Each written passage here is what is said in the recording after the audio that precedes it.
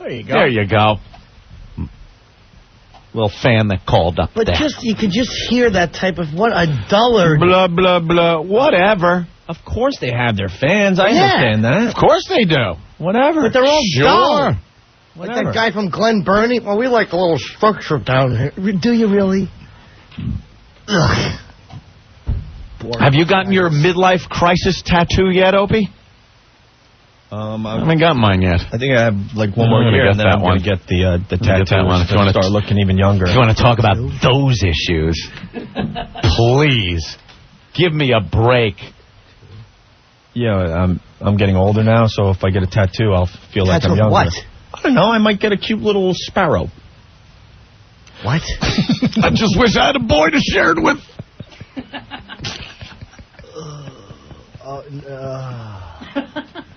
There you go. I wish my father would suggest that. No, stupid. I'm not doing that. Why don't we go out and split a hooker? That would be nice. Oh, boy. Unbelievable.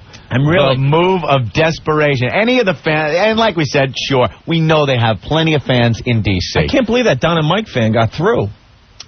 It said on the screen how much, that guy liked our show. I know, wow. I figured I'd pump up my ego and throw on some positive calls for us. Yeah. Boy, he really surprised me. Please, like I care. Dull. Do you guys realize that Ant and I get off on the fact that we get under people's skin? And we got under their skin so bad today, it's not even funny because they know everything we're saying is right. They know they're finished in New York. They have to walk by an empty studio down there in Washington, WJFK, where they used to sit between 3 and 7 and see just no one in the studio and our voices coming through the speakers. It drives him absolutely nuts. And that's going to continue. The company passed him up and his hometown station passed him up. And that Those will are the continue. facts. You will be gone here. Your voice no longer burdening the people of New York. And, hey, on your afternoon drive home, you know, the time you used to be on the air, you could listen to Opie and Anthony. There you go. There you go, Don. Walter, what's up? Hey, what's up, man? Hey. I tell you, I love you guys' show. Listen to you every day on the way home from work. How does this guy get hired to be a program director? They gave him a title that meant nothing. What the hell is that all about? No, it meant nothing. Jeremy from New York was overseeing the station. They got another guy, Charlie, that runs the station on a day-to-day basis. And they gave him a cute little title, PD of Creative Programming, something. That? And then he called the trades yesterday or this morning to tell her when he quit. But he quit. But he wasn't really the program director. It was just a title. It was sick. I happened to listen to him a little bit yesterday because I left work early.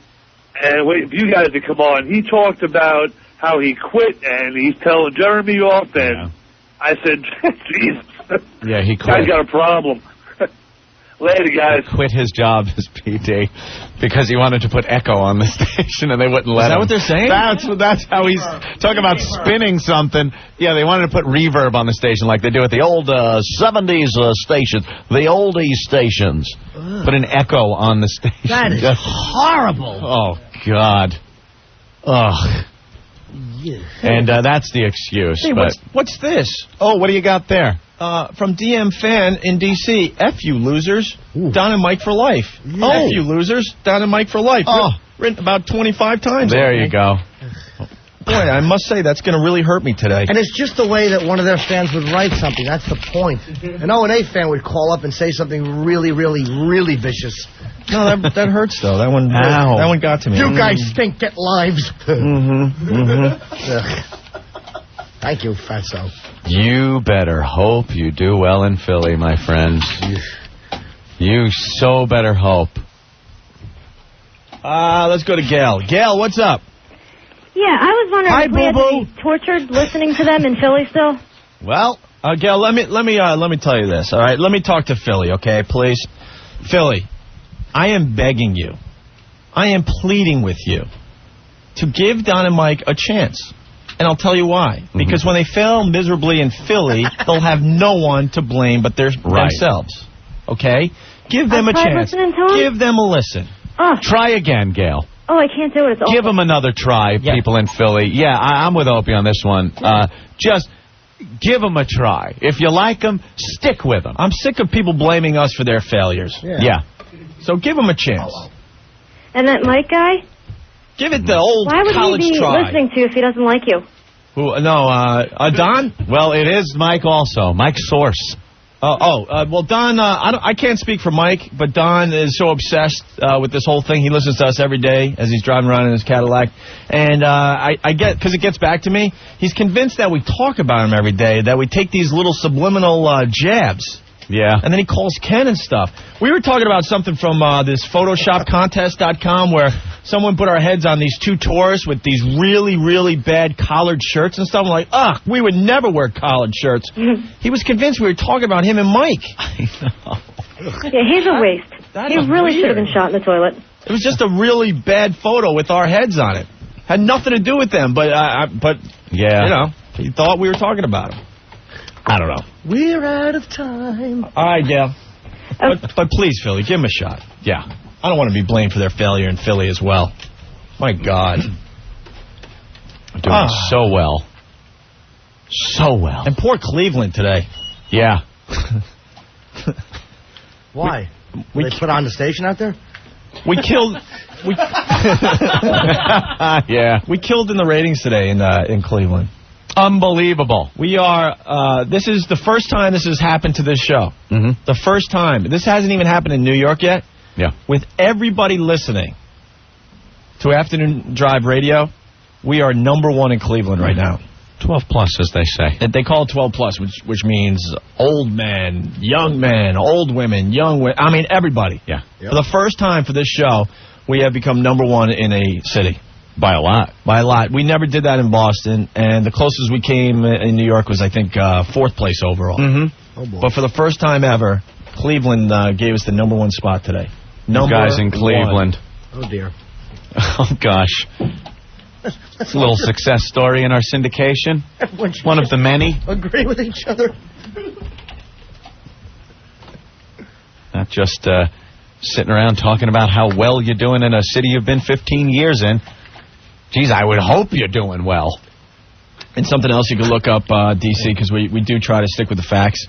The first 4 books that Don and Mike had in D.C., they didn't get above a 3 share.